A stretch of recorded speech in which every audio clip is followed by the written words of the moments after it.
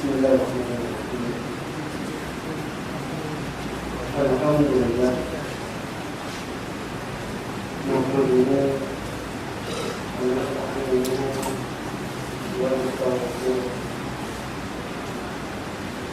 Wa na'udzu billahi min shururi anfusina wa min sayyiati a'malina. Man yahdihillahu fala mudilla lahu wa man yudlil fala hadiya lahu. أشهد أن لا إله إلا الله وحده لا شريك له وأشهد أن محمدا عبده ورسوله. اللهم صل وسلم وبارك على نبينا محمد وعلى آله وأصحابه ومن تبعهم بإحسان إلى يوم الدين.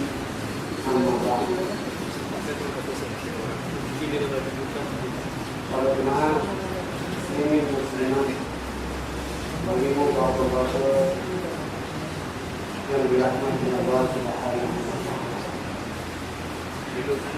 Mari seperti biasa kita mendekati bulan ini, sama-sama kita menegakkan diri, sama-sama kita merapatkan ini dan syukur kepada Allah Subhanahu wa taala yang mana melimpahkan kurnia petang yang berbahagia ini.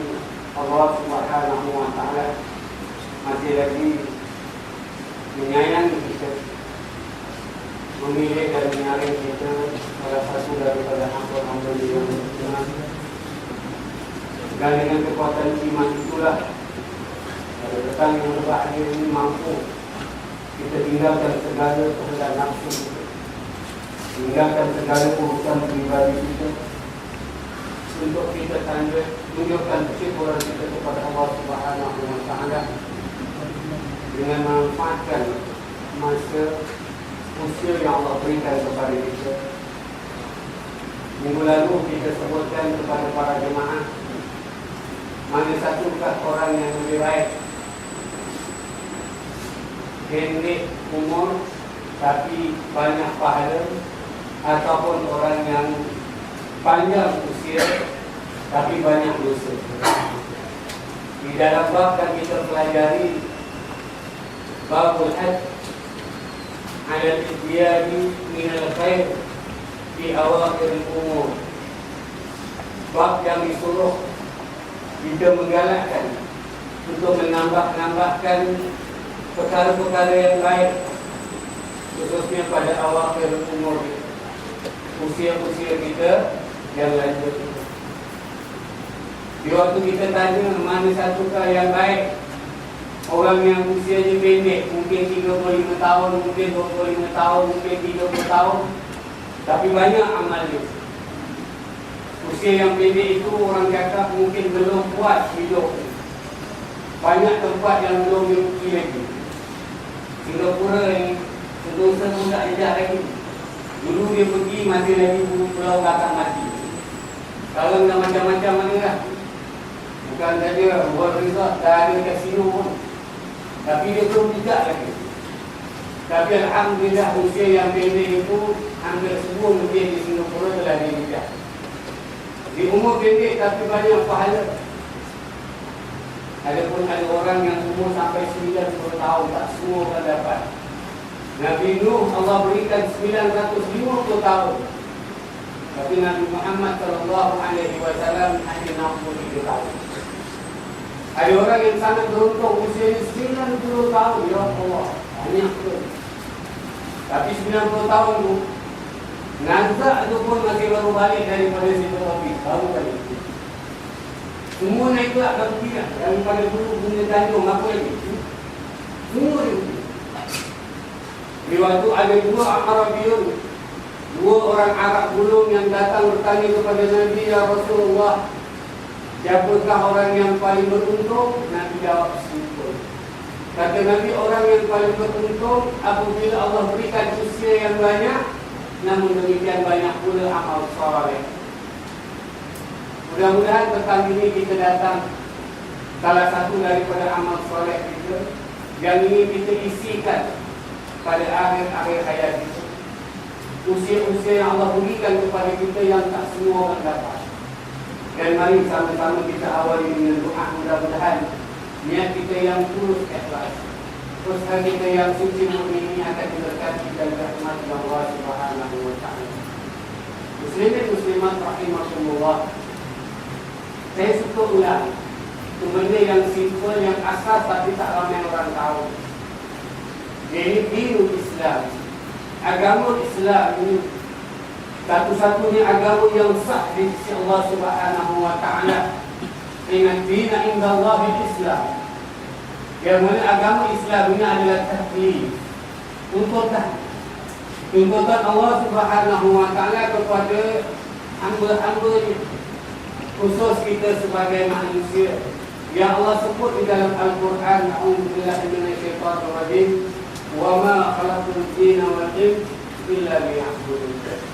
Tidak aku jadikan jin dan manusia melainkan mereka ni hendak beribadah kepada kita. Jadi Allah tuntut supaya kita manusia ini beribadah kepada ini, dan tuntutan itulah agama. Maka itu orang yang datang belajar agama, dia belajar nak mengetahui apakah tuntutan Allah. Di lain perkataan, dia nak mengetahui apakah tanggungjawab dia kepada Allah Subhanahu wa taala. Dan tuntutan ini tidak akan pernah selesai. Itu orang Islam ni kalau anda lihat, disuruh belajar agama terus.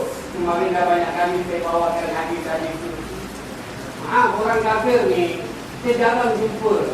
Kita tanya Fi'ah, mau pergi mana kita belajar agama? Jarang kali. Itu mau pergi mana? Mau pergi belajar agama. Paling-paling apa mau pergi mana? Mau pergi sembahyang. Orang kafir ni, dia tak perlu belajar agama. Dia pergi church pun hari minggu untuk nyanyi-nyanyi. Begitulah dengan Buddha, Hindu dan sebagainya. Tapi orang Islam disuruh belajar dan tidak pernah akan ada yang penyelesaian untuk belajar. Terus kena belajar. Sebab banyak perkara yang belum kita ketahui.